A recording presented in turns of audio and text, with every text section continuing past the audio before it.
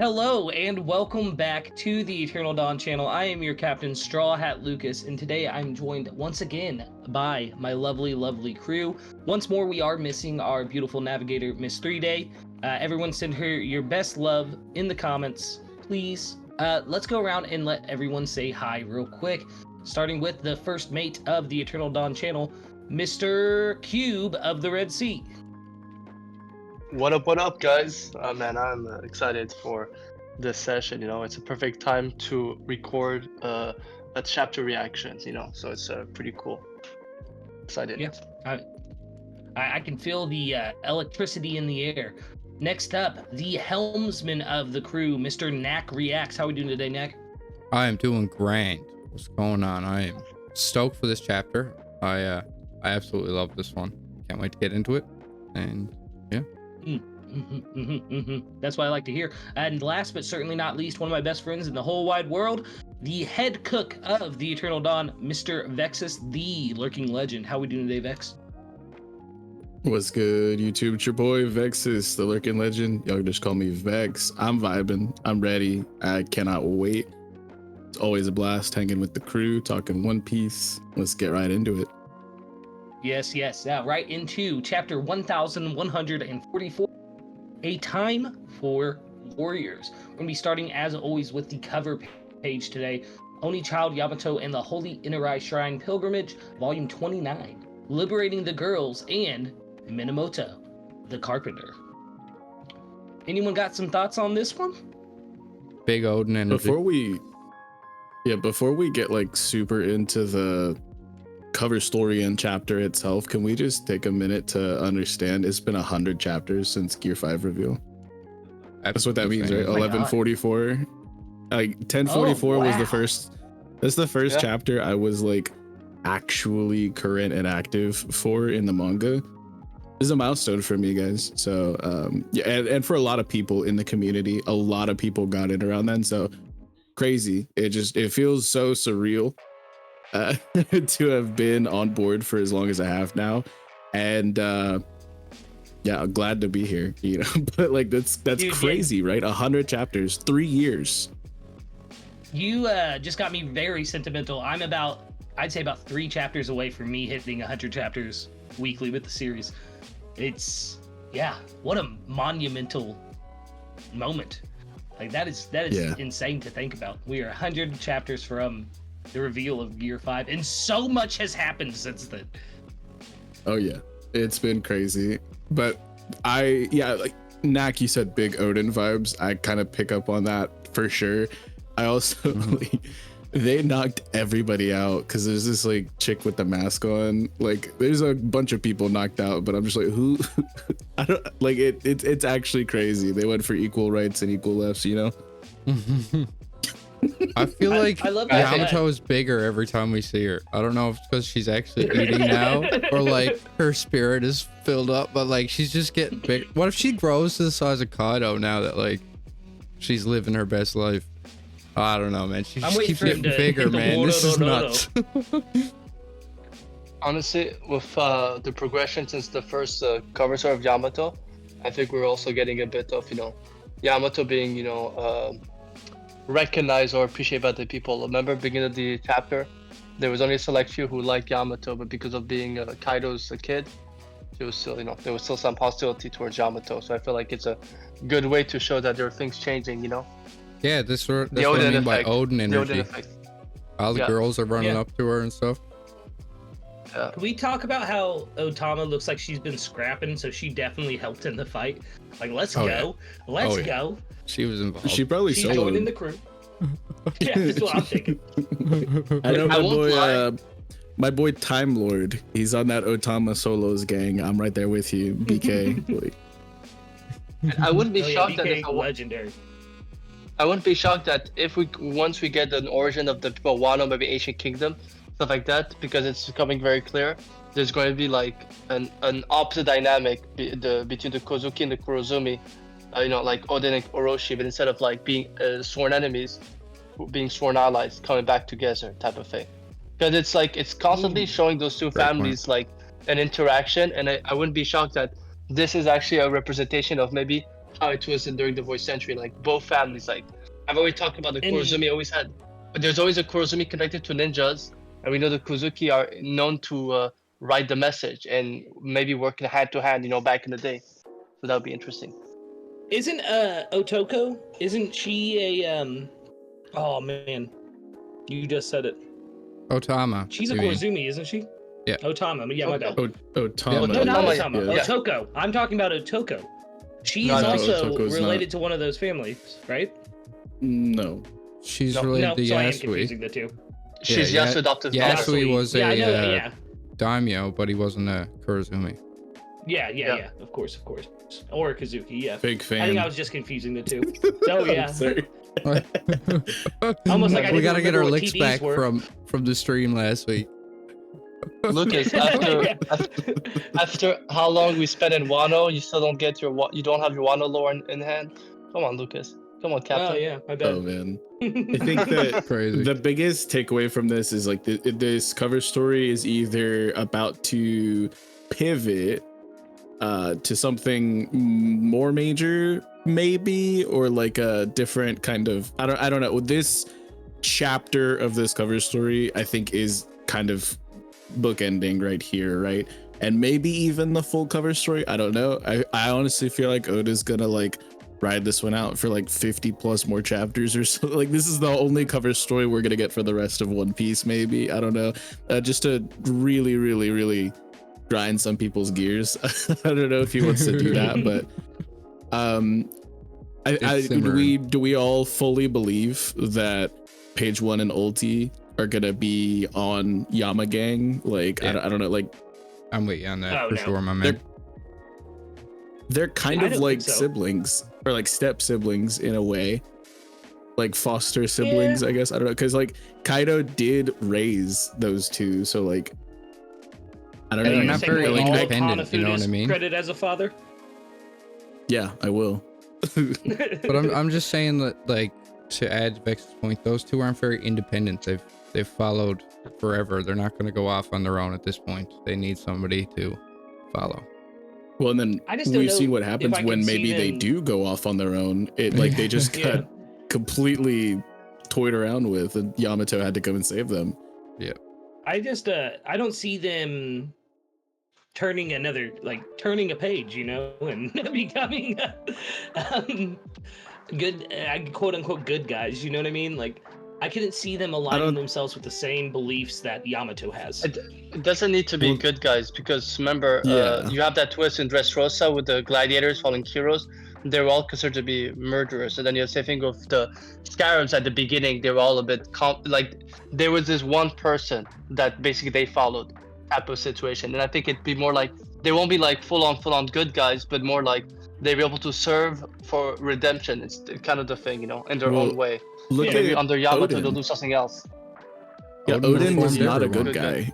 Yeah. Like Yeah, Odin they're not was good not a guys. good guy. At the age of 3, Odin was in the red light district pulling ladies and like like Odin was an actual menace to the streets of Wano for all intents and purposes. And so were a lot of his retainers. Like Kinemon was a hoodlum, Ashura Doji was like a gang lord. Like none of I think morally gray is where we should be looking, more or less. And Ulti and Page One were never fully aligned with Kaido. They were just like strong and wanted to be stronger and prove their strength, and probably in pursuit of freedom.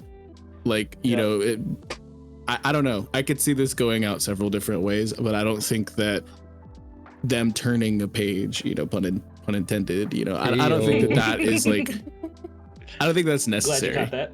Page 2 Yeah. coming up. And also, I'll be honest. Oda can make it work when who would have thought that Buggy would team up with Crocodile and Mihawk?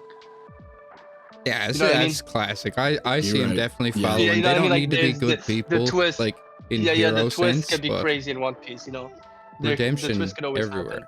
happen. Yeah. I just imagine Yamato meeting up with the Straw Hats again, and Nami sees Ulti on the ship and is like, and Thunder Blaster immediately. Like, we ain't doing Hey, this listen. again. Listen, I do have to say something after seeing this cover story. after what happened to Rabluchi in Egghead, what happened to your village with Kuro's crew, and now I think anytime there's Black Cat pirates, they should just change theme, because the theme of Black Cats keep getting L's and L's. It's crazy. Well, Odin, like Vex said, not to linger on the cover story too long, but Odin reformed everybody on his crew. They were all considered bad people. All the scabbards. Yeah. Ashur Doji in particular was a menace. Rip. Gladiators in Dressrosa who became knights with Rest in peace to a king. were arrested for murder, and then when we see them in the current storyline, they're like, so some of them are very wholesome, you know, with their loyalty towards Kyros and towards King Riku. So it's like, you know, Another Yeah, that's true. Another thing, unless anyone had anything else they wanted to say about the cover story, Sure. another thing I wanted to bring up before we get deep into the actual panels and whatnot is, did you guys know that Oda apparently he played the One Piece TCG with Makenyu, and apparently there's a live action? That's crazy. Yeah. yeah. I did know this. I love it. I love it so much. So to get into the chapter properly, chapter starts out with Frankie, which is an automatic dub in my book. And him and Ripley come across this facility that lies They're on in ruin. vacation for real. Yeah, everything's going to hell, and she's like, "You want to see something cool, Frankie?" Yeah, yeah. Like, They're like off tour in the city, and like lightning strike behind them and stuff. I'm gonna go on a tirade for a second. When spoilers came out for this chapter, because I don't read spoilers anymore, and I went back and read them, they called this building, this facility, a robot, and that has started to fuel people's theories. And even though one of the prominent leakers in the community came out and corrected it and said this is a facility, people are still holding on to that robot thing, and that is the toxicity of spoiler culture right there. Is they have so much influence over the community that even a small translation error like that will cause people to latch onto that error and just run with it. And it kind of taints the community in a way, because it will put ideas into other people's heads that this is a robot, when clearly that ain't no robot. That's a building. So I'm gonna I jump agree into with this, you. and I'm gonna even say, not to defend the spoiler community, because I think that's an overall problem with the community in general, where they'll latch on to a specific idea because of context at that time. But once you get more stuff, they will. Best example is Shanks and Mihawk on both sides. You know, we could disagree and agree on, you know, who is stronger, but keep getting more information. But people will discredit what Whitebeard said to Shanks about the duels being like they both were powerful, and trying to say that no, this one's much stronger because in this thing they said this about this, but they never said that about Shanks. It's a thing that it does bother me in the community in general, where they will take something for allegations or agenda piece because it fits their agenda. Yeah. Right. But I do understand the rant. won't- I do understand the rant. It is frustrating. Yeah, I won't very speak much so. on the community at large, because I don't think that I'm somebody who holds that right. Like, you know, but I think that for me personally, I choose to wait until officials have dropped, not even one translation or the second round of translations or anything, but like it's fun to discuss, but I don't cement anything in my mind or in any of my theories or discussions until the officials have came out. And even then, I still ask some wonderful members of the community who are much better at translating the raws than I am after the officials drop, you know, to give me even more insight, because I can never have enough of like that clarification. So I won't, again, I won't speak towards the community because that's not my prerogative. I'll just speak towards the way that I go through myself when I make these kind of discussions and theories. And it just reminds me of like the whole crown jewel thing and how everyone made like the whole Buggy D crown stuff, and like that was never stated in the actual. It's just treasure. Never once was it. Yeah, never once was that still, said. like, yeah. Yeah. So, with that being said, I would like to start the ball, if you guys don't mind. Of course. Yeah, roll with it. Roll that ball, baby. It's about that facility, you know, because of we could spit. with everything we're getting with this. I won't lie. With the timeline fitting around the same time that we met that chamber of an Alabasta, where it had records of 4,000 to 1,000 years ago.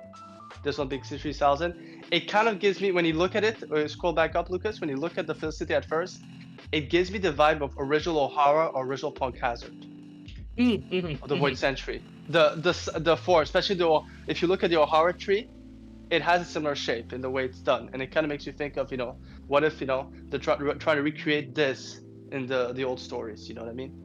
Just a thought. Oh, yeah. Yeah.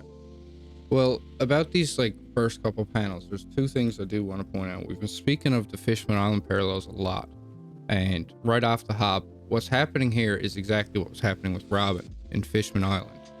Except it's the opposite. We got Frankie off exploring and seeing all this history and context of the world while everybody else is dealing with the chaos in the background.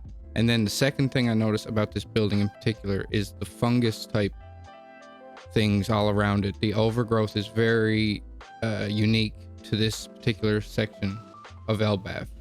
And these little like gooey spindles coming off it.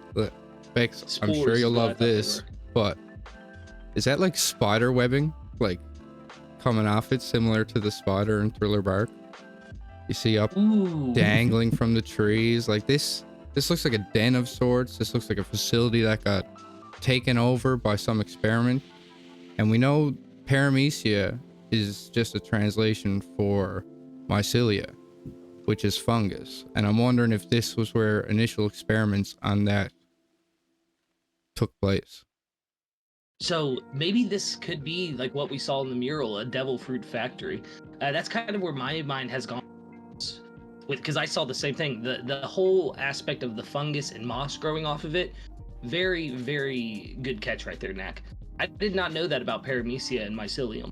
I didn't either until I had a chat interesting. with a member of the community yesterday, and kind of blew my mind. The root word of the word paramecia comes from translation to mycelia and paramecia. I was absolutely struck in awe then when I seen this panel and looked at that context, because this place looks overgrown by something, taken over. See, I'm wondering, do we all think that this is from the first world that we saw in the mural? 3,000 years ago is a time we, like Cube said, we heard about it kind of in Alabasta a little bit, but other than that, we haven't really heard much about that era of the One Piece world. So do we think that this could be from that first world that we heard about in the mural? I'm thinking probably the second world, because the oldest date that we have heard Robin speak of was 5,000 years ago. The Tree of Knowledge was planted, and then 4,000 years ago we had a temple in Alubarna that was constructed. But we've also heard from ancient Zoan users that that there's tens of thousands of years worth of history in this world, and so I'm assuming that the first world was a very, very, very long time ago, and this might be something second world-ish. You know what I mean? But I don't know. It's just there's so much more to go back. Like if we account for tens of thousands of years. Because of I think they mentioned dinosaurs were like 50,000 years. I don't know the hard number. Somebody leave it in the comments if you do. But there's a much bigger scale to the timelines of the One Piece world than just 5,000 years. I love that you touched on that, because I'm hesitant to put it exactly at the timeline they know. Cube touched on it, but as the next panel explains, Lilith is the one who estimates it's there for 3,000 years, and just how is she doing that? There must be something in there that like record a record of something that happened 3,000 years ago, perhaps, like something telling her that this cannot be newer than that, but it could be much older. Yeah. Maybe even an object that Vegapunk carbon dated it. But maybe even like an object, because Lilith as a Vegapunk has explored the history of this world, so maybe there's an object that she knew about from that era of humanity or the world. It begs the question if this was intended. Like, did Vegapunk know of this place and never got the opportunity to go to Elbaf when he worked with the world government, but then sending Lilith with the Straw Hats was an intention to get Vegapunk to this place? Perhaps he knew of an ancient facility on Elbaf, and it's not just coincidence that she pops out of here. Yeah. That's very interesting. Cube, I believe you had something to say as well. Yeah, it's the stuff you were talking about Vegapunk, and it's something that's interesting. I always caught my eye in Egghead is remember when Vegapunk alluded to the official dates have been altered, and Vegapunk somehow knew about it. And when he talks about the Lucia attack, a nation for those who forgot, don't worry, it was a long time ago that it existed. But he also talked about It never he existed. knew that something would happen. He just did not know when, and it kind of gives me the vibe of whatever Vegapunk information Vegapunk he has is that he knows how the world was depending on the time, and he felt like there's something about the way that those things are. Is it dates? I don't think so, because he even said that he could see the difference between the false dates, the official false dates, the narrative, the world government.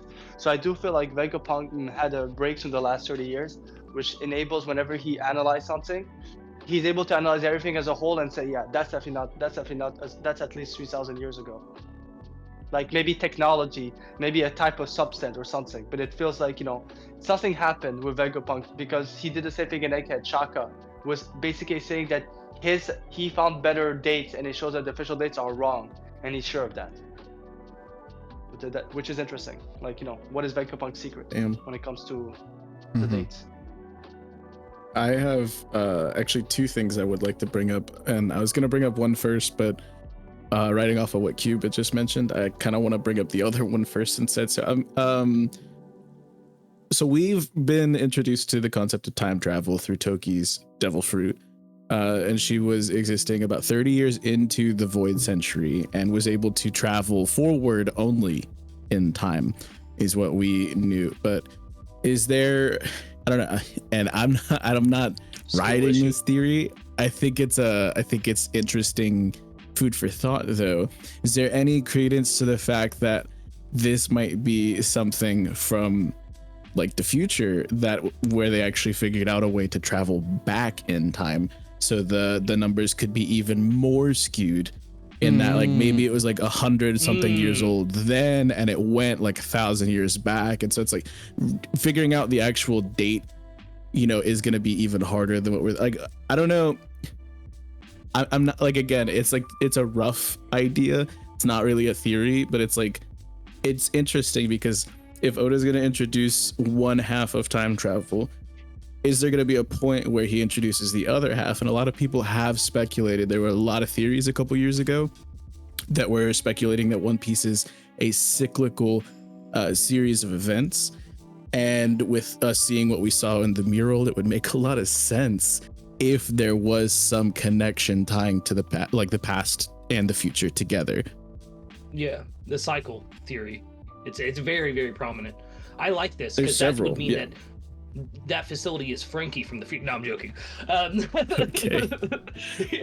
It's the bad timeline Frankie. He became a full robot. Stop it. Got sent back in But the what past. if it? But what if it's like from 1,000 years in the future, and it was already old then, and it's like, so I don't know if Lilith is assuming it's 3,000 years old. What if it's only actually been here for like 1,000 years, but it was already old before it got here or something? Like, so Yeah. there's really no way of knowing, and Lilith even solidifies that, like, they're not sure. Like, there's no way. There's like several layers of no possible way of us actually knowing that. But Oda, as an author, using this text box, this is a literary ploy. He's putting this number in our head. You know what I mean? So that's another thing to think about. The wording in that ahead, text sorry. box, which I know. Oh, sorry, Nak. No, but I was just gonna say real quick. The wording in that text box, even though this isn't official translations, I'm super, super excited to see officials. Is at least 3,000. At least. Yeah. So it could be even older, which is wild to think about. But yeah, go ahead, Nak. Sorry. Well, I was just going to bounce off like what Vex said about, we don't actually understand time, and the fact that they have records of way longer than 3,000 years and they don't have records of this place. It's just kind of adds to his point. Yeah. Speaking of records, the second thing I actually wanted to bring up is, like, we've already seen that Lilith is very much trying to set up shop here.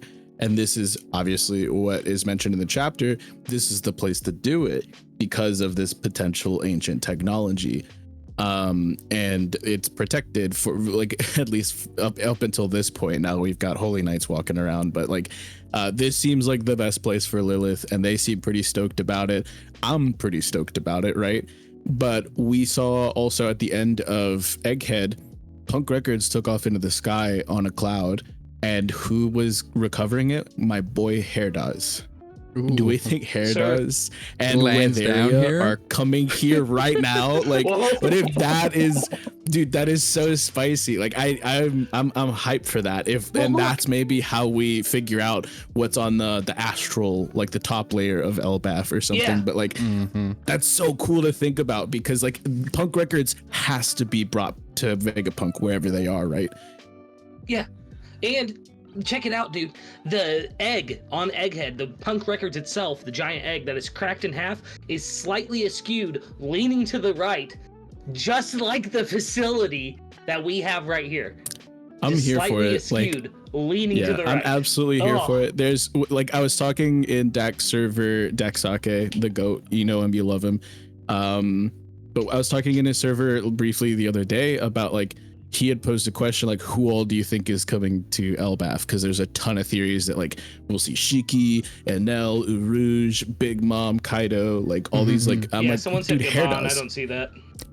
Yeah, Hairdoes is there. Hairdoes is, he's gotta be en route like right now. Like I think that'd be so cool. So that's something I wanted to bring up as well. Doesn't he have the other Vegapunks with him as well? Like the amalgamation Vegapunk? I don't remember. I just know he has Punk Records, which is all that really matters. They can recreate everything if they get that. Yeah. Because I thought they were in Punk Records because that's where they stored all the extra like they parts, and they were throwing out. They were calling him. Remember? They were calling him. Yeah, most likely the everyone come to that.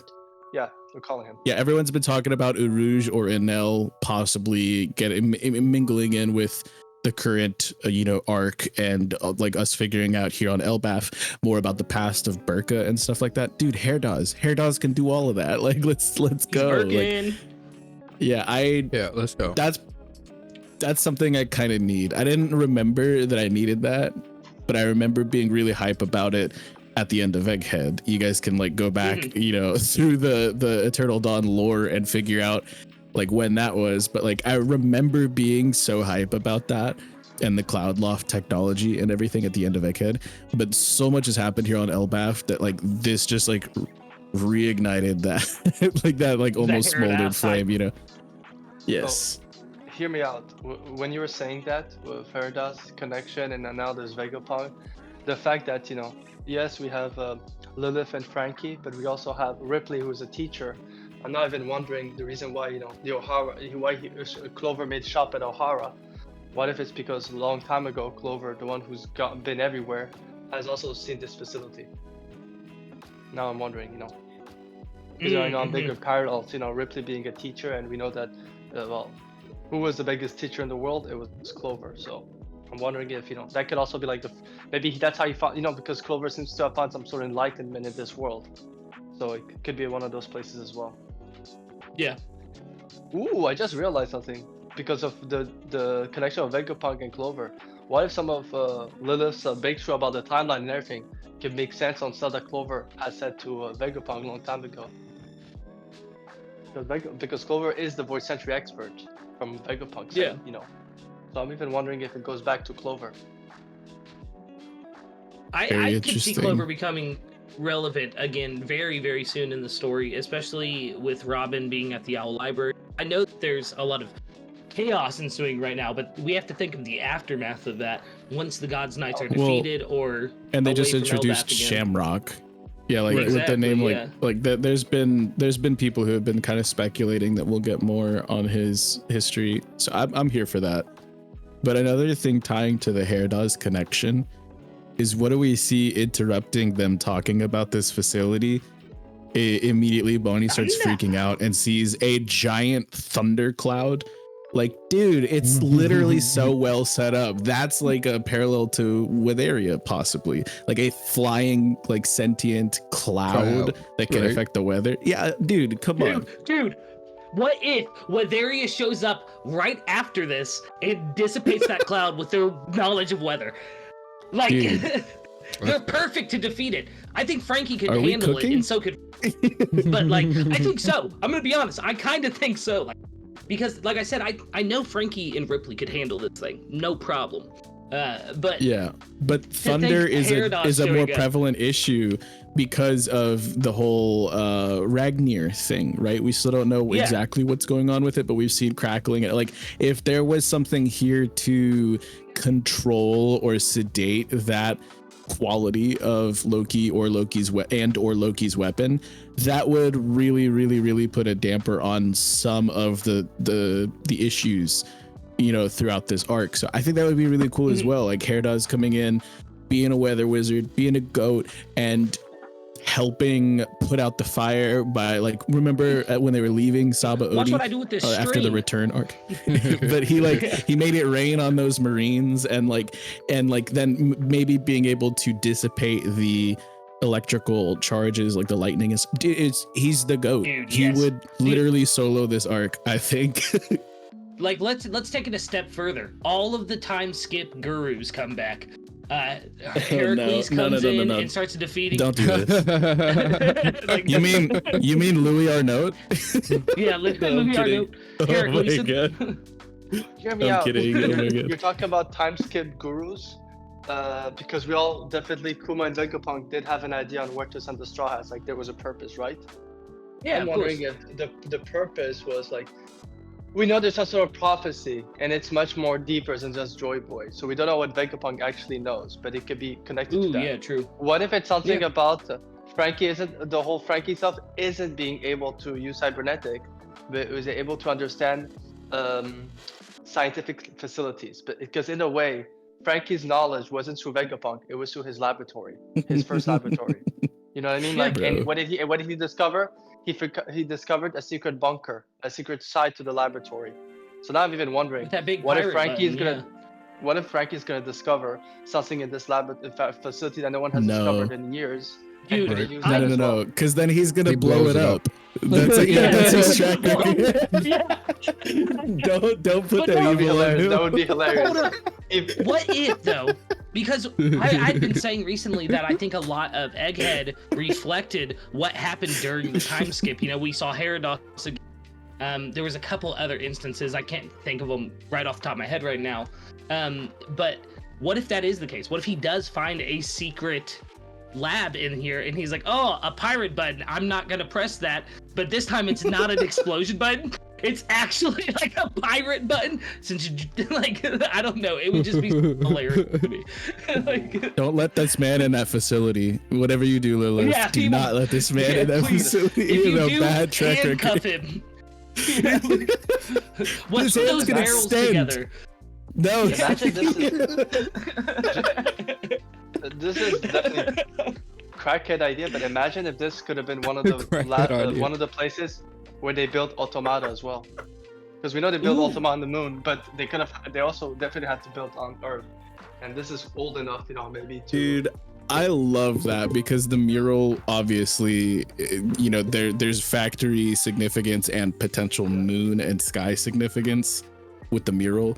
So I love that. That's perfect. yeah, be interesting. Yeah, I like that a lot actually. Because this is like right around the corner from the mural for all we know. Like, it's like Mm-hmm. they're on the same little stroll. Yeah, like they're on the same beaten path. And they just left the mural and immediately came here. So it can't be far. You know what I mean? Mhm. And it's Ripley's a place looking that's for her almost next husband. untouched by the world government, if you think about it, because of how long they've been trying to get there. Like in the last 60 years, this is how far they've been able to put their foothold into it. So, like, information there is like unfiltered, you know. I think I the like that. funniest part of this whole interaction though is like once the cloud shows up and like shit's getting serious, because we know through like the bit of like dramatic irony or whatever, like we know what this cloud is, but Frankie has no idea, and he's like, wow, Elbaf really is crazy, huh? Yeah, He's and like, Ripley's that's not us. No. Yeah, that's not That's this not one." ours. We don't claim So this one. funny. Oh my god. He doesn't Oh rep our set. God. He doesn't rep our set. That's so funny to me though, and like Frankie humor, I've missed it so much because we haven't gotten a good showing. But he was also just like, oh, I guess geniuses can get lost too. Whatever Lilith was like, hey, we just wound up here, like slander. It's so funny. And I know Lucas, he loves Frankie. He needs all the dubs he can get. So I'd say that's pretty solid showing. I didn't know he was Frankie a has fan of been. Frankie. No, Yeah, you could never guess. Never ever. I don't randomly say, good smell, flavor, ever. Crazy. Never ever. No, I do enjoy the showing we're getting from Elbaf so far. I would love to move on now, though, to the Western Village, which is being attacked by the Draugr. And I have to give Vex a dub real quick. At the end of this first page that we see the Western Village, and we will go through the whole page as always, but Brooks straight up is like, this couldn't be more surreal. A giant bee? You called that moment happy. You just said that it was Chopper instead of Brooke. you knew someone would confuse the giant skeleton for Brooke. Oh my god. I didn't call the Chopper thing. Like, I think that was Nak. It's a mix of me and Vex. I'm the one who made Chopper, but he talked about the Brook one. Yeah. You know me, Brooks top dubs. one. Brooks like my favorite Straw Hat, and I was really hoping that we get some like classic. Like my whole takeaway from our last chapter discussion, which go check it out if you haven't. It was fire. Was that like, I need this Draugr, I needed to make a skull joke, but we haven't gotten that yet, unfortunately. It'll happen. Oh man. Lucas, did you see? If you scroll a bit down, just under the panel of the Draugr, look, it's Frankie's father. Well, I got another that's right, question Crazy. because I mentioned That's a how I woman thought view. of Thriller Bark when I seen the lab, and then I see this quote here. It's not just a regular zombie, as if they know the difference between regular zombies and this. I might be reading too much into it, but that's super strange. I'll need to see a translation and like the officials, you know, like, because like that's a very peculiar wording. I agree, but I'm trying so hard not to get excited about it because it could just be a product of like the version. In the Icelands of that Elbaf? No, well, that's not the question like, that would pose to me. It would make me think that maybe there's legends of Moria's fruit. It's a lot more like important than we realize. Well, in the context of so history. if we go back to Thriller Bark, they had already known, like, especially Usopp. I'm pretty sure Usopp was like the one who first mentioned it, but zombies were already a concept that was familiar, at least in concept, to some of the Straw Hats and other individuals. So like zombies as like a concept or a trope or like a piece of fiction possibly have been known about the world, and there's a giant owl library here, so maybe like they've read like stories about zombies and that's what they're meaning, but or maybe they actually have encountered real life actual zombies, because that exists in One Piece. So it could be either or this could just be a mistranslation. Yeah. In the officials, I guarantee I know what the wording's gonna be. Instead of zombie, it's gonna be, that's not a normal, very injured old man. That's a Draugr. Oh my goodness. Now I'm wondering if there was a Thriller Bark parallel to when Zoro, a mixture of Thriller Bark with this and plus Thriller Bark kind of makes me think of the whole Zoro facing the Grim Reaper. That you could say is like another form of the Draugr, and instead he acts like nothing happened. Never talks about it, you know. And then nothing happened. I'm like, I'm not even, my parallel mind is wondering like if there's like that lore to that, like whatever happened to Zoro with the Grim Reaper. What's crazy to me also is that this thing has a gigantic sword, and we're probably not even gonna bring that one up either.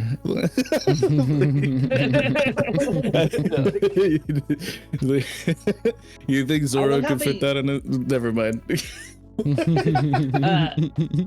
I love how they kind of Magellaned Dory and Brogy for the first parts of the chapter. Just both in the bathroom. Magellan is crazy. That is insane. Oh my goodness. I love But- that though. Oh, go ahead. I was gonna say we get more Just- context on that at the end, and it's even funnier. Yeah, exactly. Last panel of this page, though, I think is the most interesting panel, with them telling the Straw Hats they should kind of go to the edge of the village and hide out. But Usopp was the first one to speak up and be like, "Hey, don't keep us at arm's length. We want to help fight." Even though he whispered it, still he's getting more comfortable. I don't know. Every little bit of Usopp in Elbaf has been pointing more and more towards he's gonna achieve his dream of being a brave warrior here, because Yeah. he still said that to the giant. He may have said it a little bit quieter than most, but he still said it. Yeah, I I love think you this said it a few interaction. chapters ago too, but I'm right on board. with you. Exactly, yeah.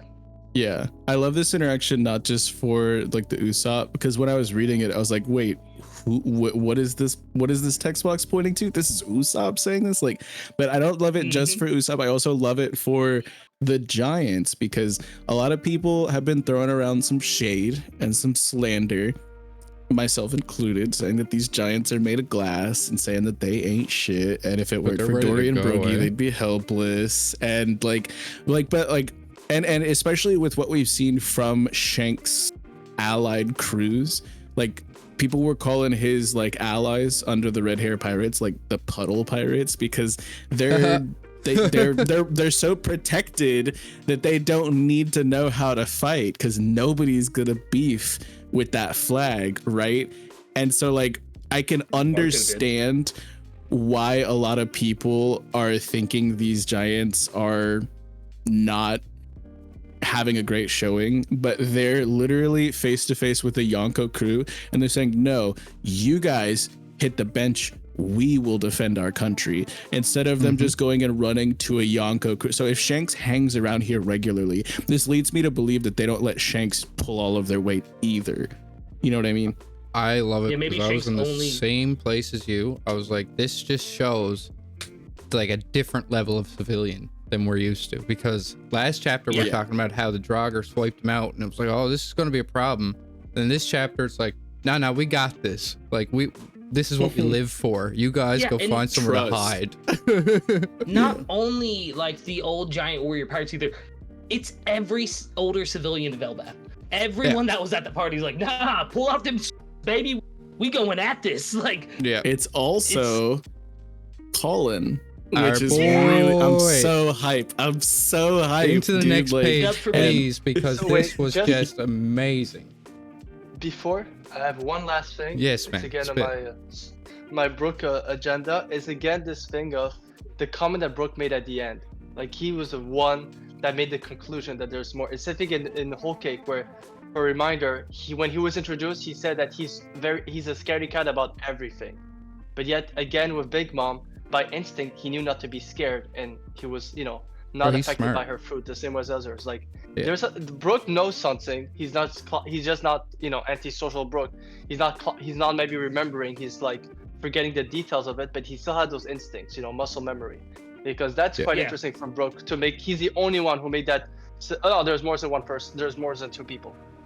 Yeah. yeah, No, and Cube perfect. said it, yeah, perfectly to me the other night. He said, Brooke, it's like he's playing Mario Kart, and as he plays, he's remembering all of the shortcuts as well. Things that were pushed the furthest from his memory are coming back to him as he does the. And I really like that angle of Brooke. But yes, Yeah. I'm claiming a dub here, because literally like 3 days before the chapter, I was talking to Cube and I was like, I'm making a prediction for the next chapter. Colin's gonna come back and he's gonna want to fight against the creatures. And I got it. No. I do love this though. Him claiming, I'm Gabon's son, massive to me. Like he's trying to use his father's name to pull some weight to show Oh, I that he's love a it so warrior. much. But Yeah, I and then the was giant. even more excited for Okay. them to tell Yarul about the intruder that looked just like red hair, and he's like, like whatever, like just rushes right past Yeah, that. right. Like that's nothing to Almost him. like he knows. And then we get Jinbei with the public's view of everything, as Jinbei is used as a character just to give us the public's perception of the world. He literally says, "Oh, strange powers usually come from devil fruits. It's an unknown element. Odds are it's devil fruit." We know there's all kinds of crazy powers, but this is Oda doing his classic thing, using Jinbei to show us what the world thinks. Yeah. So yeah, I loved it. I loved this whole interaction. It was perfect. I think it's really interesting is that we've seen several times in the story how fathers have not been the best to their sons in One Piece. With, you know, not to name drop anyone specifically, but with the Ace, Sabo, and Luffy trio specifically, not one of them gave a single damn about their father. Luffy was like, "Oh, I got a dad," and Ace was like, "Screw that old man. I don't want to live in his shadow, and like the circumstances of your birth should not justify your death." And with Ace, I'm sorry, with Sabo, he like more or less disowned that man, and like, you know, in finding out that he was poisoned by Stelly, he was like, "Sucks." And like, so there's like a lot of people have been drawing drawing parallels with Colin and Luffy. This is something else though, because Luffy would never name drop his father to try to get a little clout. So this is interesting to me. And I still do love like the interactions we've been getting with Colin and whatnot, but it's good to see him differentiated from Luffy to some level, so that he's not just like a clone, you know, like the Elbaf Luffy. You know, he has some layers to him that are more distinct, right? Yeah, Right. I love that, and I love actually. that it's another father too in One Piece that is actually, from what I'm gathering, a good father. You know what I mean? Well, it leads you to bond is believe there he's a for his part of his son. life. Absolutely. Exactly. Yeah. Yeah. And I love seeing that, because so far the best showing for a father is Beige. You know what I mean? Like, Laughs and Kuma. okay, yeah. You're right. You have to remember, I've been able And to sit with Kyros. Beige as a good father since Cake. I've only been able to Laughs sit and with Kuma as an amazing father. Kyros. Is But, Kyros a good yeah. father? No, I'm Yeah. What do you get this man out of here? Ban this man right now. And Vex, I am happy you said that. Even though it happened at the end of Dressrosa, that moment of Colin, you know, saying, I'm Gaban's son," you know, this proudness to it, kind of gives me the vibe of when Kiro tried to leave Rebecca, and then Rebecca just screamed loudly, "I am Kiros's daughter," showing Hell that yeah. she's proud to be their daughter. It gave me the vibe of Rebecca saying that I'm proud to be your daughter. that We is a get beautiful so few good like father or any parental and like child like relationships, and most of it is about found family. Like Whitebeard Pops, none of them were actually his kids, but they were his sons, you know what I mean? And like Weevil. with Curly Dedan, with Kureha and Hiraluk, with all of these like instances of found family, seeing just an actual example of someone taking pride in their biological father, this is very rare. This is very rare in One Piece. Yeah. Mhm. It's I agree. beautiful to me. And as a dad, I'm not gonna lie, it hit me in my feels.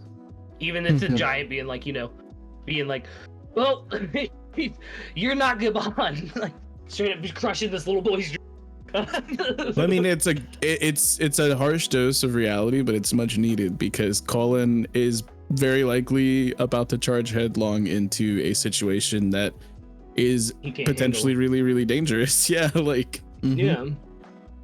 I mean, I'm sad that you guys did not bring up one of the greatest fathers in the story, Vince Smoke Judge, but I'll just let it Oh slide. yeah, my okay. God. ban this man. We're gonna ban bring up this Spawn man. 9 next. Like, Oh my god. no, I love Nami too in this next page, getting us started on there. Bringing out that child, how do I want to say this? That maternal side of her that she has, where she wants to take care of children, Absolutely. especially when they're in harm's way. And Goes right back to you know, her past growing up with Erlang. oh yeah, I would like that scene kind of gave me the vibe at one point when Nami is having a rant, and then Bilmer, the best way to calm her down is she does this kudus thing that annoys Nami even more. Kind of gave me the vibe of Bilmer at one point when she mocks yeah. well, no, Bilmer is doing as mocking her, but then Nami laughs at Bilmer after she realized, you know, it was just Do not take it seriously. It gave me the vibe of Vermeer's face. She did it. Which, you know, we love. We love Belmere here. Yeah, we Right? do love Belmont. Right? I like also once again Usopp stepping up and jumping right in to the plan making. You know what I mean? Yeah, like he's jumping to conclusions and trying to spit brain here with Nami about what's going on and the how the kidnapping is taking place and everything. But what really interests me on this panel is Jinbei offering to lend a hand with the Straw Hats to help, take care of this. And Yao Rule saying, "Don't be ridiculous. You should just go hide somewhere." Yeah, Why? dude, Why are you I saying want to that, see Yao Rule? happen. Dude is so sus. Yeah. Dude is so sus. Oh, stop. What I want to He's see being a good happen guy. though is that like Never. he's mentioning like if we had a human-sized ship. I don't think Jinbei needs that though, because like from what we understand of like the sky, like the clouds and stuff like that. Obviously, clouds are made of water, amongst other things. But like with Fishman Karate, do you think he could just flying Nimbus? Like Jinbei could just like palm thrust and fly a cloud around like it's a ship? He could totally do that, right? Probably. Yeah. Look what Garp That's did. so with his- cool. Look at what Garp did with just. Garp is not even a fishman, and he did this crazy. Yeah, but obviously it's a That's a new call, but- thing. That if Yeah. I can make a new bingo card right now, I would. That's a new thing I need right now. I need to see Jinbei just like cloud surfing, flying Nimbus Yeah. style, like this arc. Like, please. While Shala head Shala plays. Shala head Shala Fishman Karate. No, but but joking aside, sorry, but just the Ja Rule thing, when you take everything into account, there's definitely something sus that's been happening with Ja Rule for the last 100 years, where and now him saying to the one people that we know could really change the matter, he told them, no, don't be ridiculous, it's kind of weird. It's very sus. It's very that's why sus. I love that the Straw Hats just ignore him. They just run off because you see him in the next panel. He's like, "Hey, just wait a second," and then the other giants start asking, like, "Where are Dory and Brogy and stuff?" But the Straw Hats are sitting there like making a plan. Usopp's like, Jinbei's like, "If they're human-sized culprits, we are better to deal with them." And Usopp's like, "Yeah, let the giants take." But I love this because Nami gets the clever idea to be like, "Hey, Colin." Like, Oh, dude, it was so you cute. take. This was so cute, I love. man. I Like, love. I'm gonna be captain. This is what I was so excited for to talk about with Colin. He's so funny. Colin is having. He's like a mix of Usopp and Luffy. Look at in, his like the way he treats Look at his little everybody. sword. He's Like so he cute. literally No, he literally looks like a cereal box mascot in this shot right here. It's so adorable. And like even Nami's like losing her mind right now. Like, oh my god, it's so cute. Like, and I'm here for it. The Colin Pirates, for sure. Luffy for Nakama. Like he's gonna join them. Luffy for right? Nakama. know- Colin wins the One Piece first. That is Oh my great. Colin for I Pirate would, King. you know what I would love of this, and especially since they're going in the sky, right? He's saying go onwards.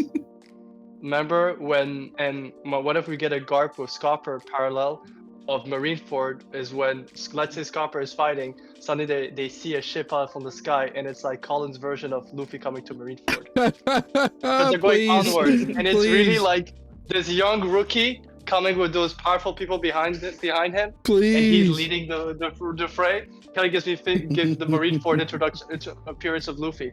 And And Luffy's like Chopper behind saying, Colin as he's And falling to Colin, him. no! Colin, no! Yeah. No, listen too, because we just had that parallel to Marineford with the giants falling out of the sky when Luffy was trying to free Loki. So like, I am here for it. Let's go. Yeah.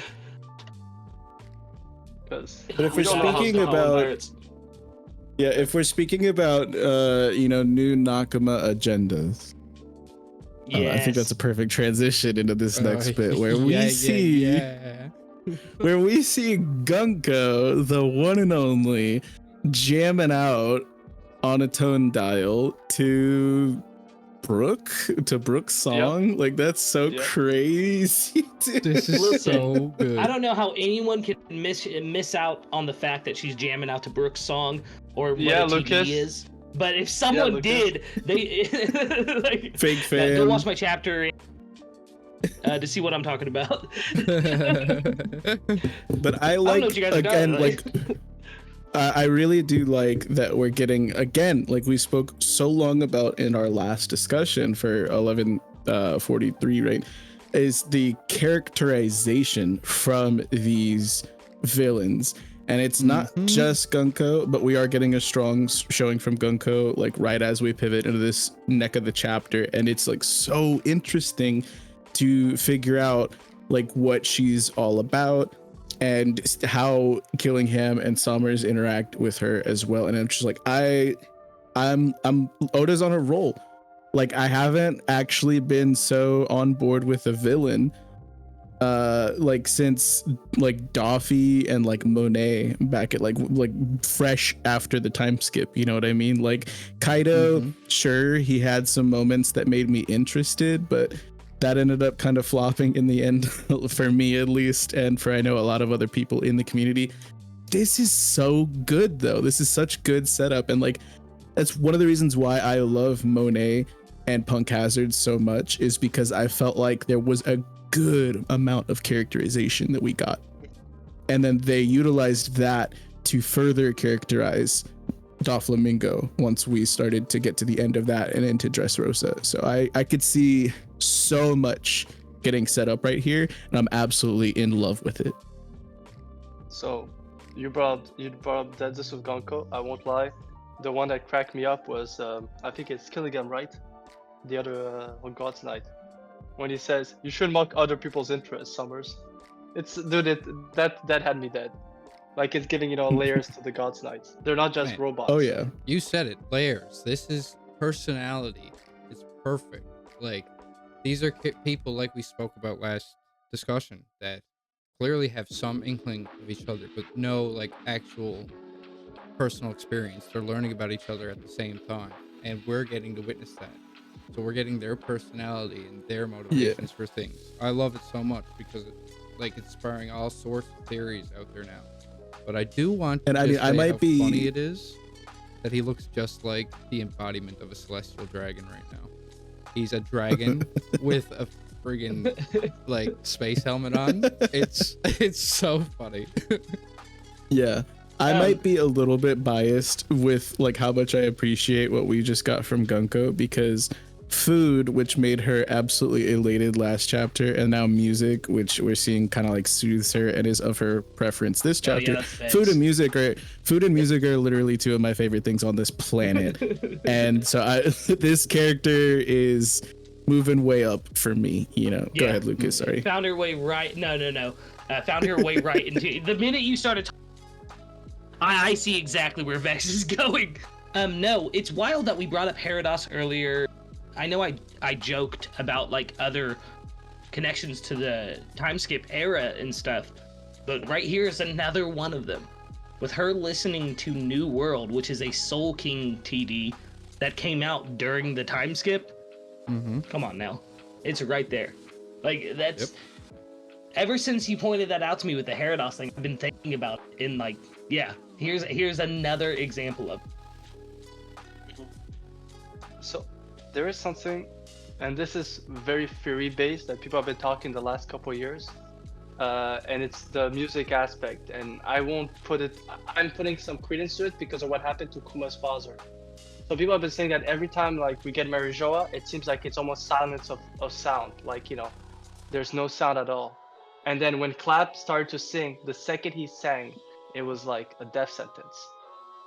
So with everything, I'm wondering if also like Gonko is like taking advantage of listening to something that's taboo where they're from. Ooh, I like that. I mean, if you think about it, we only know of, correct me if I'm wrong, we only really know of 3 musical performing artists in all of One Piece, and Brook being the most prolific one. He's a Straw Hat. He's already died, you know, many years ago. So he's tied to death. Then we have Uta, and Like she had a very grim, you know, story surrounding her entire nation crumbled around her and stuff like that. And then we also have Victoria Shindri, who was mentioned in Thriller Bark, who again tragically passed and had like, so I mean, death is, I see what you're saying, Cube, entirely. Yeah, but I can't believe you just snubbed Scratch Man and Pooh like that. Jesus. No, that's good. That's good. That's good. Vex, Yeah, who? W Vex. But to play more on what Cube is saying too, think of what is one of the most popular songs in the One Piece world, known by all of those musicians, well, except for Sindri, we don't know if there's confirmation of that, but known, yes, by at least 2 of those, and known by almost every pirate. If you're singing that song, we can definitely sing along. Like, it's being sake, like, or being sprue, depending on, you know, however you want to go about it, but So we're on the Footloose theory. That's like that's the agenda. Like music is banned. There ain't no dancing in Marie's Wall. My son went to a dancing concert and drove off the red light. Now I'm banned dancing. So listen, I have to say, Lucas, you just as everyone's gonna say Big Sake, for a second I was about to say We Are. No, wrong song. Sorry. yeah, wrong song. You wanna be my friend? But in the One Piece world, they all know Big Sake. Yeah, right. But, yeah, I know. And of course, Boko One no Doctor, Tony Chopper. But no, I do love this characterization. And when Gunko says New World, the face on Summers looks like he's joking but worried at the same time. When he's like, "You got a problem with the curse book?" You said like, Nika wait. a few chapters ago, yeah. What are you telling me here, Gunko? Yeah, great point. And then he has ellipses after the "oh my bad" after killing him. It's like, "Dad, don't judge her on her interest." And the fact that she's listening to music at all, and him being like, "That's a TD, right?" Like, it's something that they probably don't see a lot of Maurice. Well, I think that an amazing catch, Cube. An amazing catch. A lot of people were talking about how it's uncharacteristic of a celestial, which we have not gotten confirmation that she is an actual celestial in an Oda box. No saint in the name. So it wouldn't make sense for an actual celestial dragon or a higher ranking one like a saint, you know, like or a holy knight to appreciate the art from the surface. So the fact that she is furthering that kind of agenda that she either might be a construct. And it's really interesting because we saw like Stussy, who was engineered for all intents and purposes and who is struggling with her identity. We see this individual here who might have also had those struggles, but she seems to be finding or have already found herself. So I think that's really interesting. Or maybe she was once somebody who existed on the surface. I know there's a lot of theories about how she could be related to Koala. I don't really subscribe to that, but it's interesting because a lot of stuff is getting a little bit more heft, you know, is more substantiated. Yeah, of course. Yeah, I like that. I like that a lot. Gunko is Frankie's daughter confirmed. No, I'm joking. Everything ties back to Frankie. Just because of the cyborg theory that came out with her originally. But I do like this idea that... Oh, go ahead. No, I said don't worry. We were answering to your comment to a Frankie with silence. Don't worry about that. Yeah. Oh, of course. Yeah. Cute. Yeah. So this brings us to the next page, which takes us away from the Gods Knights, Holy Knights. I've been trying to correct myself on that. With Saul coming up with this plan to kind of push the children back with shields so he doesn't get cut up. Love Chopper and Robin cheering him on, like encouraging him. You did this, Saul. But I'm not gonna lie, this gave me my most heart-wrenching moment since this whole situation with these children has started. Because the look on Saul's face, I don't know what Oda has been on with drawing these reaction shots lately, but oh my goodness. Yeah, yeah, well, it's like we spoke again, like we said last chapter. She's directing them straight towards the fire because it doesn't matter which kids they grab. They're trying to get the giants as emotional as possible to eliminate as many as possible through this ruse. I don't think any specific kid is a target here, and Sal's realizing like they're just straight up about to walk into the flames. I think it's also really interesting. We see a level of compassion from Robin, who's rather stoic a lot of the times. Like the times where she shows emotion, you know, have been very few and far between. She's very reserved normally. And I'm wondering if maybe like seeing Saul being so ate up about this is really what's, because I'm not saying she's heartless, but I am saying that it's very rare that we get reaction panels of Robin outside of like times where that's a focal point of the arc, like all of Enies Lobby. You know what I mean? Yeah. I'm not gonna lie, guys. When she found out Saul was alive. This is really dark. What's happening? Right. This is some of the darkest stuff Oda's been doing. Yeah, I agree entirely. And just to strengthen what Vex was saying real quick too with Robin, most of the time when we see her thoughts or anything like that, it's all internalized. Like any type of emotion that she shows, 9 times out of 10 it's internalized. Think back when she first saw Kuma's devil fruit, she internalized the cats. Or Ryunosuke, she couldn't admit that she thought he was cute. Yes, but she's slowly been breaking too, in a sense, with the with the emotions. Like but that's more so her self-emotion, like we've seen in Egghead when she found out that that Saul was alive, that she finally let herself like show her emotions there. But this is like being worried about other people in another aspect. Like we seen her at Onigashima, for example, and people were in war and she was just drinking, having a time, like, oh, it is what it is kind of deal. So I think there is a progression to this. Like I do think this is another level. I do too, and I really think I was just gonna say quickly, it does feel also not just Saul, but it could be like seeing kids being hurt, Saul trying to help them is like a callback to her biggest trauma. You know what I mean? Yeah, I agree with that. Well, that's what kind of what I was gonna say as well. Is that I think she's realizing, her and Saul both, that like Nak had said, it's not them about getting the kids out of there. They don't care if they take those children out or not. It's more so about breaking the elder people in Elbath, the parents of these children, these teachers and stuff like that, weakening their mental state so they can take them out as well. And I think Robin and Saul are beginning to How are you going to attack the God's Knights if this is just a constant? Yeah.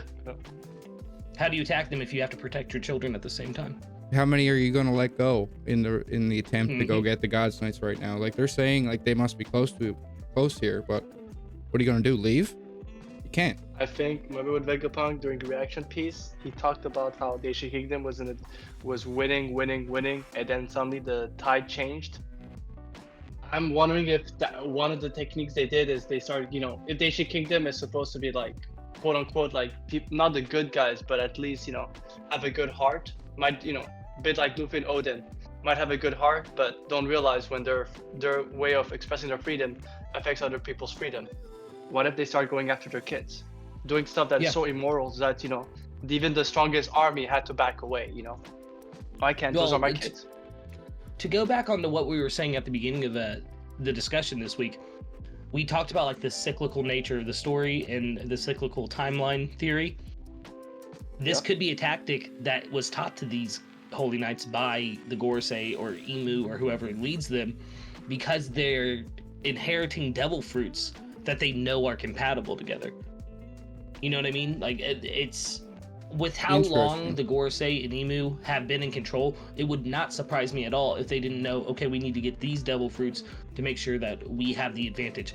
Because once they turn the tides that one time, they could continue to know what to do against these enemies that kept showing up repeatedly because they had won that initial time. You know what I mean? See, because I thought you were going to take a different route with that, as in they teach the knights to do this because they're absent of all feelings of compassion for family members, and they're like, listen, this is how you win wars. Like, you know what I mean? Kind of like how Judge was teaching Germa.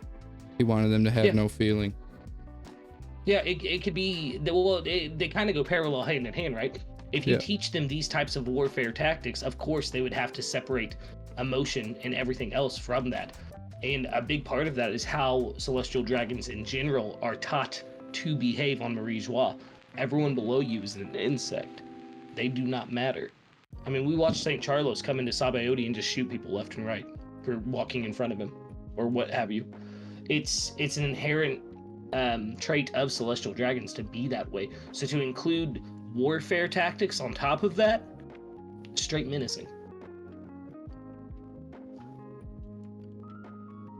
It's really dark, yeah. Yeah, it's very dark. Like I said, this in my chapter reaction, you can see my face drop a little bit when like I saw the child get pushed back into the thorns and stuff. Like it's messed up. It's very messed up. And like you said, I think this is one of the more darker things that Oda has kind of leaned towards. Yeah. And we all know, like, the animation does kind of lend itself to, you know, like you can read this story and not really pick up on that deeper messaging of that, but this is kind of some tragic stuff happening right in front of our eyes right now. And the cutesy monsters and the childish imaginations that are what's attacking can distract you from it, but this is this what had to be dealt with right now. All the monsters, as we found out, weren't the issue.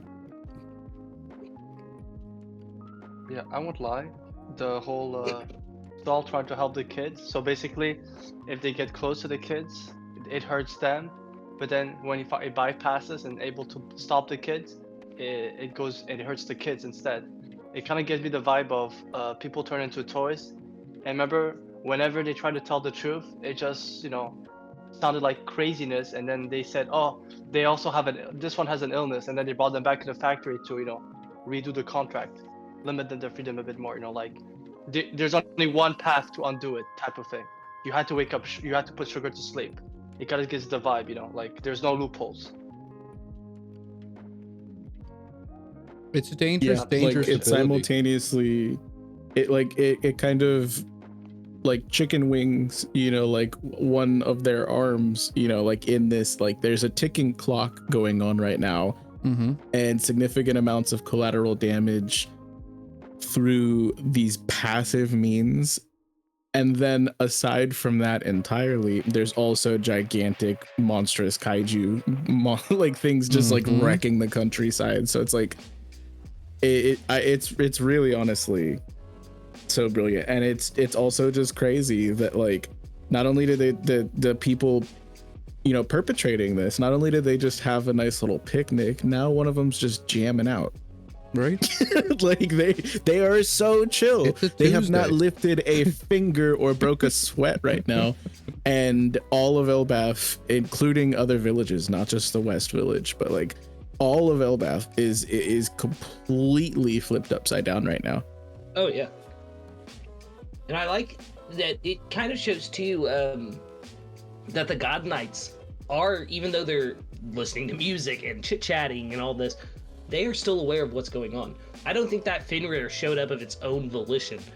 In my opinion, I think they saw that Saul was able to finally stop one of the children at the back of the line, and that they were like, okay, Fenrir, stop him from doing that. Interesting. Yeah, there is that question, like, does he have complete control of these things he creates?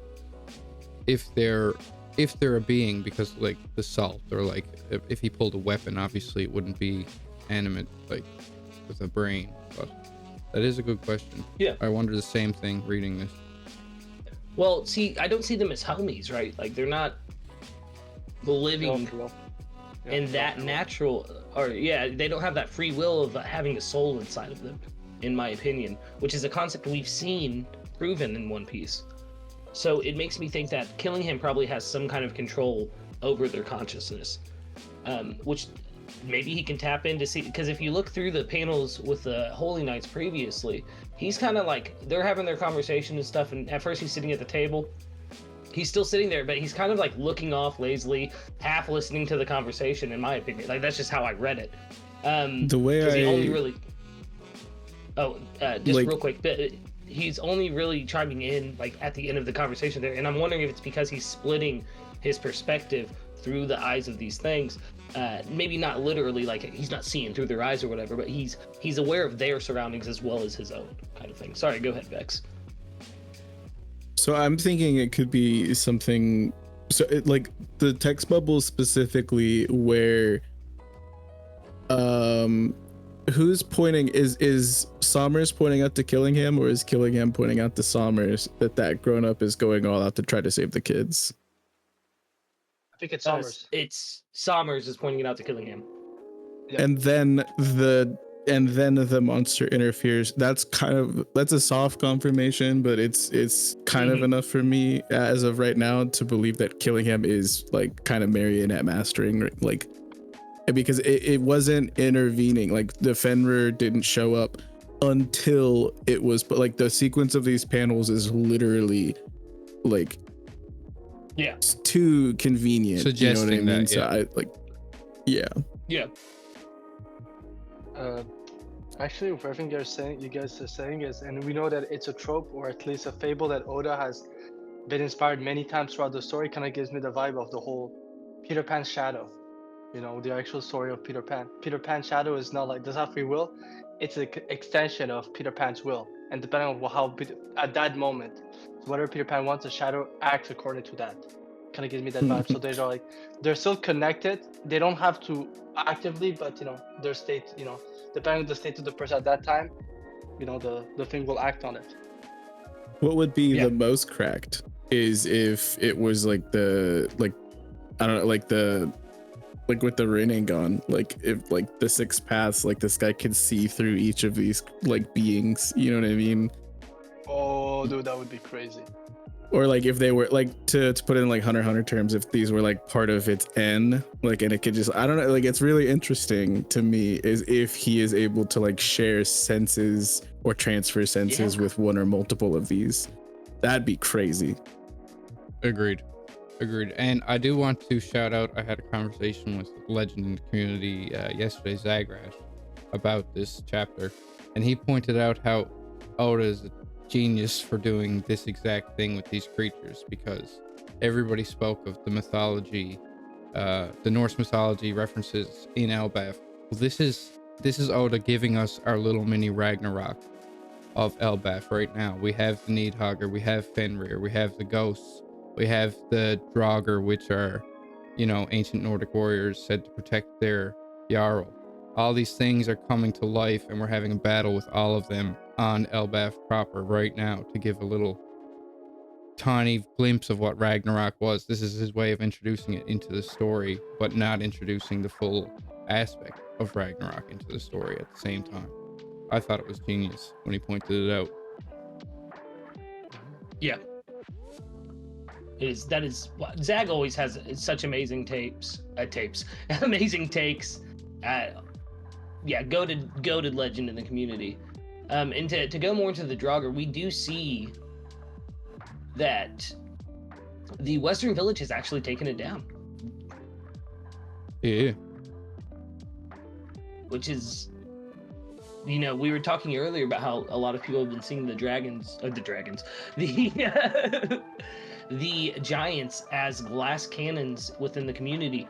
And I think this just goes to show, like, they can handle themselves. I think we can see like one confirmed person on the ground throughout the entire, like, from the Draugr attack. Like, there's probably more, but nonetheless, these citizens of Elbaf stood up and took down this giant brook, and that's a feat right there. That is an impressive feat. Yeah, I'd call it a feat until we get the very next page. Hey, they already took care of the Draugr. They weren't expecting a Needhogger to show up. Yeah, no, not that. I mean, I'm sorry. I'm on the page right after that where they get one tapped by the real Chads of the Giants. Yeah. Good old Captain Dorian Brogy. We've said it before. They are on a whole different level than the average giant. These guys are struggling to fight two of them. We get this beautiful shot where the two weapons come up, and it's this ready Dory and absolutely Brogy. And everybody knows what comes next, and the damage they pull off from a single swing is, I love them so much. These are the goats. Yeah, the God's Knights, they might have what's called all those mythical creatures, but we have on our end the red and blue oak. That's nothing. We can take them.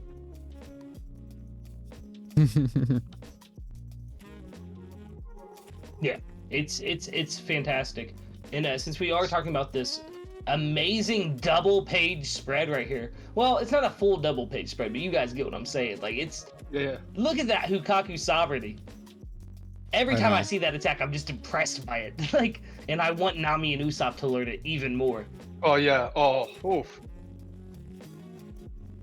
Like, it's just so good. They took out not only the ghost, not only the dragon, but whatever this thing is below it as well. I think that's the remnants of the Draugr. No, because look, it's got a nose. Fair. It's not like a skull face, strange. Very strange. Yeah. Maybe it's like someone was scared of their dad. Like the mom. For real, I don't remember seeing that creature at all, though. That's interesting. Yeah, see, I couldn't place it either. I thought it was just the Draugr. with them confirming earlier this chapter that it's not just West Village, but all of the villages, which it just, again, the scale here is immense, but we haven't even seen the fraction of a corner of Elbath. There's probably many, many more actual creatures than what we just saw. You know what I mean? Yeah. Mm-hmm. So I'm just gonna say something with that last panel. Right now, the moment Scopper is gonna reveal himself, it's gonna be on site with the God's Knights. I do not believe that a former Roger Pirates, where in reaction piece was said the Roger Pirates knows everything, was part of God Valley where the God Knights were. They're just going to, oh look, there's that old timer. Dude, he's gonna be on site once they see Scopper and recognize him. I believe that too, I think he's taking on Summers. Like I mentioned it multiple times in VCs and in text chats across several different servers and in previous discussions that we've had about previous chapters. Summers and Gabon are just perfectly set up to have like similar yet still kind of conflicting ideals upon like love and liberty and shit like that, and I'm here for it. I would love to see that. I'm with you. Let's go. I think that's a perfect segue into what I'm calling my captain's question of the week. I've been doing this recently where I'll be asking you guys a question every week. My question is, who do we think are fighting the God's Knights? Vex, let's start with you and continue with you since you just brought up your take on Sommers and Gabon, because I love that, especially with what Sommers was saying last chapter about love and thorns and everything. Yeah, I think that with Gabon and Sommers, I'm pretty sewed up on that like agenda. I love that. That's my headcanon moving forward until I see something else. As far as with Killingham, because he has so much going on, I feel like that can be somebody who faces the entirety of the, civilians, as well as maybe even some of the other like the Straw Hats and Straw Hat adjacent folks. I don't know who is beefing with Gunko, but obviously they're gonna need to be somebody with future sight if we're taking this conversation seriously. But I think what would be really funny is if Brooke solos her because she can't hurt him. Yes. I know, Matt, right? you wanna go No, those are goated picks. I mean, those are great picks. Like, I don't know what you want me to say. I'm all on board with Scopper and excuse me, I'm drawing a blank already. Sommers facing off. I think they have a similar aesthetic, a similar kind of look going for them, and I think that's going to be the fight. In terms of Killingham, I'm not sure who would take that guy on. To be honest, I wouldn't be surprised if that is maybe saved for Shanks. And then we have Gunko, and I'm not sure Gunko is going to be taken out. I see her very, very closely tipping scales in one direction near the end of this. Yeah. What if it's the same thing as Vex said? Brooke takes her out because she can't fight him. But what if it's the opposite? She swears fealty to Brooke. No, I don't think it'll be like that. I think honestly, and this comes from her quote a couple chapters ago, being afraid of Nika. I think if she witnesses that, that might trigger some either memories or, previous life that she lived, and we'll find out like she's been suppressed and brainwashed into this position. It's a whole long story, but I do think that seeing Nika will open her eyes much like it did Bonnie, and that will be. I love Bonnie that because a whole part of Egghead was that you can't really suppress the instincts or will fully. So like, I love that. Well, think about it too. What if she sees Nika, and because that's the thing she fears most, and when she sees Luffy liberating and laughing and dancing, and since she's so in tune with music as well, maybe she also will hear some cadence of the drums of liberation. Oh, that would be lovely. You know what I mean? Yes, yeah, something like that. Exactly. That is beautiful. That is a beautiful take, Knack. I love that. Cube, what about you? You got any matchups for the Gods Knights? Who do you think are taking them on? So I agree with the Summers one, so I'm not gonna go deeper on it. I think Copper is a perfect one, which I would love for Sanji to witness the fight, because I do feel like he still some stuff to learn, and he's supposed to be the next Minister of Love of this era. So I don't want to be part of it, but at least because there's something, if you always recognize with the Straw Hats, they always get a power up when they see someone who is just better at them at something, doing something, and then they get inspired later on and doing their own version of it. For the Killingham one, I have an interesting one because of the creature it is. Obviously it's a dragon, but has parts of a deer/horse. I would love it if Zoro has a matchup with them. Zoro slays another dragon. Zoro, yeah, like Zoro has that lore of dragon. ZKK. Well, I made the joke. I made the joke a long time ago because he has that trident. It's a 3-sword user. It's a Zoro opponent. I love what you're saying, Q. I do too, actually. Like the fact that Zoro has that dead, I think, unalived horse mythology. I forgot which one it was. Plus the dragon side of it, and obviously he's playing all the thing with the fear. And if there's other than Robin, the most intense Straw Hat is Zoro. So I feel like he could be the one. Like Zoro loves to face when he saw oars, he licked his lips. Oh, whenever was scared. Like Zoro loves a great challenge. He loves a great challenge, and I feel like the more that Killingham is gonna send to Zoro, the more it's gonna excite him. It's gonna excite Zoro. He'll go 100%. And he has the sword, the King of Hell. So I do feel like Zoro will be a great matchup. Gonko, even though I love the Brook one, I've always said that there's a format when there's an interesting female character with an interesting power, it's Usopp.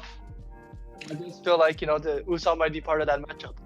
Oh, actually, Usopp might be a good one for Killingham as well. That's what I was gonna say. Yeah. That's I had that idea as well. I think Killingham may be taken out by Usopp. He is the one causing the most damage to Elbaf, and if I believe that Usopp will be the hero of Elbaf in this arc, taking out the one that's causing the nightmares, causing the children to sleepwalk, that's a way to become a hero. And not only that, just you know what I mean? What's that? Usopp and Luffy team up to take on Killingham, because it's like Usopp is the man who his lies come into reality. Luffy can pull from Nika's dream to create reality and things like that. And I think that would be really interesting. And we were mentioning the what Cube was saying with Zoro, who's cut a dragon and whatnot. Well, Luffy's punched a dragon before in Sharlos and in Kaido. Let's go for the full hat trick. Well, I have more to this actually. Think about what happened with Bonnie when she became Nika formed. Her dream was coming true. She was saving her father. Right. She was seeing Nika. Nika was there to answer her prayers, and it allowed her to awaken into Nika form. There's been a very prevalent theory that Luffy will spread the Nika power with his power of imagination to the other Straw Hats. What a more perfect Straw Hat to turn into a Nika form than Usopp as he's fighting Killingham. You know what I mean? Right now. It's the only crew right now, the Straw Hats, who don't have like that. Even the Black Pirate have that theme of fate. The Straw Hats are still the one where their theme isn't done. And I've always said, because of Bartolomeo's ship having Luffy on it, I wouldn't be shocked that they'll be known as the Joy Crew at one point. You know? Yeah. Like that would be their theme. It's kind of a harebrained idea, but I do like it a lot. I think Luffy being part of that battle is integral because of what he said at the beginning of Elbaf when they fought the giant cat in in Roto's palace little prison thing. Is, you know, you could have handled that, and I think Luffy will be the person to push Usopp to say, like, so that Usopp is like, okay, I can take out Killingham. This is easy. As far as Somers goes, I do agree with Vex. I think that Gaban and potentially Sanji as well are the best matchups for him. Gunko, though, is the one I'm torn on. Like, I cannot figure out who would fight Gunko. It'd be cool to see Robin and Nami team up, and the two women of the Straw Hats take out the female Gods Knights right here. That would be insane. That would be crazy cracked. The fact he didn't immediately say Frankie blows my mind, because the whole cyborg theory. No, Frankie's got more important things. Like, I'm gonna be honest, Frankie has more important things to.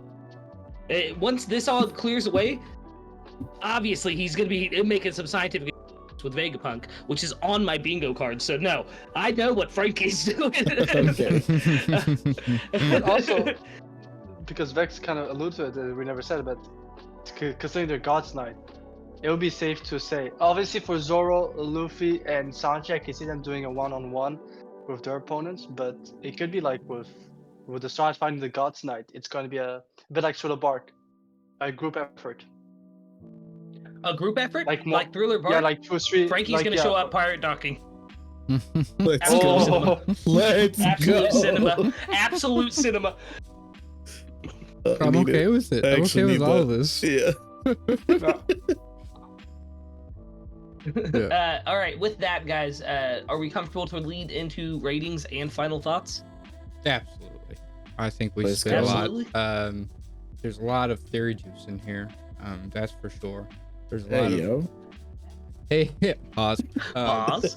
This was a twist I did not see coming. I thought the monsters were going to be a long-standing threat for the Giants. I thought this was going to be a lot worse. Seems the main threat is, in fact, the God's Knights, as it should be. And what's going on with Saul's crew and party. But seeing Hikaku's sovereignty never gets old. And I'll give it this one's a 9 out of 10 for me. I love the twist. I did not see this coming. Wow. And not very often it happens.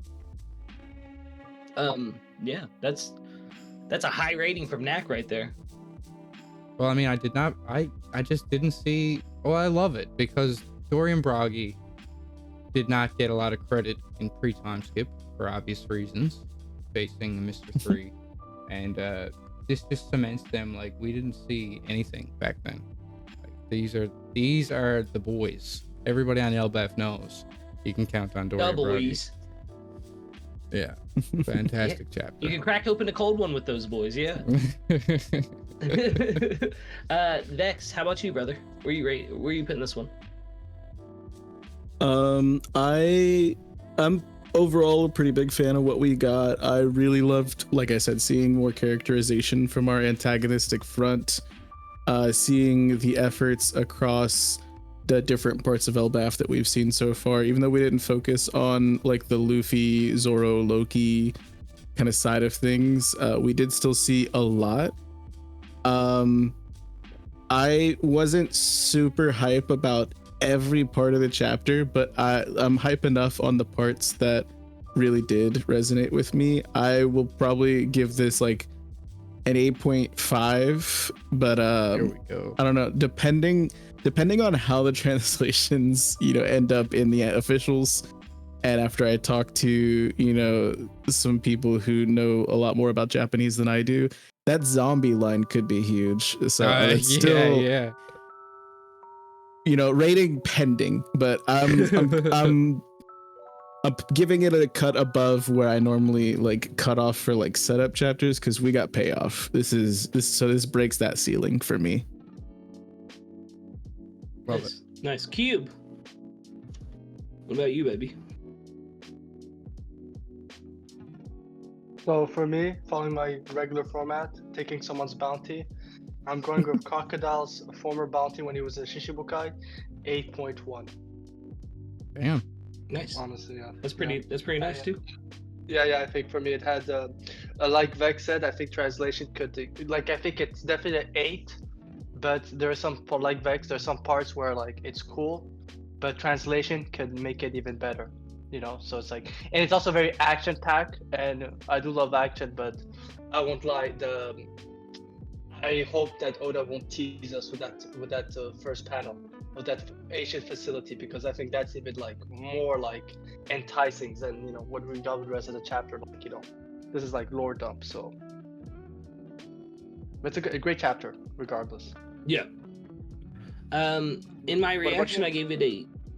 Yeah, in my reaction, I gave it a 6.5, which I will say. Wow.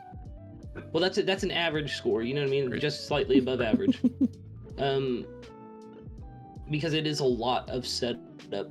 But the more I have read it, I'm gonna bump that up to a 7.5, if not an 8. I think once I get officials, it'll probably be an 8, maybe even an 8.5. But we did get a lot of good stuff this chapter. And the emotional moments with Saul and Robin, the Draugr and the village, and obviously, like Nak said, it never hurts for Hakaku Sovereignty to show up. And obviously, starting a chapter out with Frankie's like an automatic 6 for me. Lucas, you're a lucky no. man. You're a lucky man. What's Lucas. that? Before you said you increased it from a 6.5, I was about to grab my Death Note, but you're a lucky man. Oh, yeah. He said, sorry. But yeah, the more I look at it, the more I get into the idea of what the facility could be. Like, we'd spit a little bit on it being a Devil Fruit facility. We'd spit about Punk Records and Herados coming up.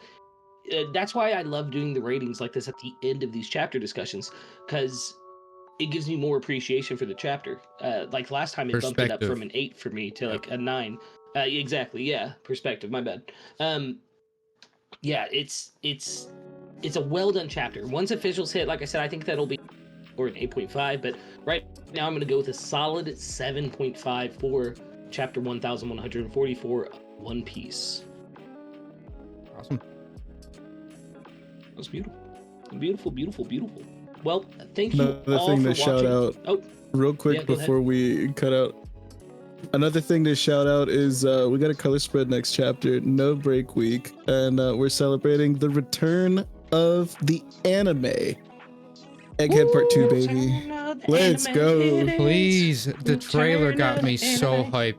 I've watched it like 5 we're times eating. now. And it's We're eating Ed because reacts?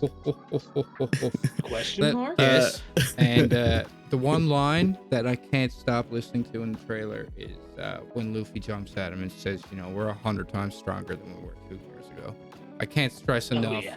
We're about to witness this. It was a beautiful moment that didn't get enough attention when it came in the manga, but this is his chance to shove it in that guy's face, and we all know what happens, and I can't wait to see it. I'm really excited to see what Scopper is gonna be doing when he enters the fray. I'm really excited to get more characterization from the Holy Knights. Really excited for Toei to show us what they've been cooking up with Egghead Part 2.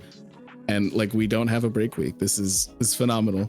And it's been a crazy, it's been a crazy 100 chapters since I've been caught up. So like, much love to the community, much love to Ted. I love you guys, and much love to you. Yeah, I just wanted to sneak that in before we signed off. You know what? I don't think I could do a better sign off than that. That was perfectly said, Vex. Get excited. Anime's coming back. Color spread and no break next week. With that, Cube, take us out, baby. Yes, we'll see you all at the next sunrise. Bye.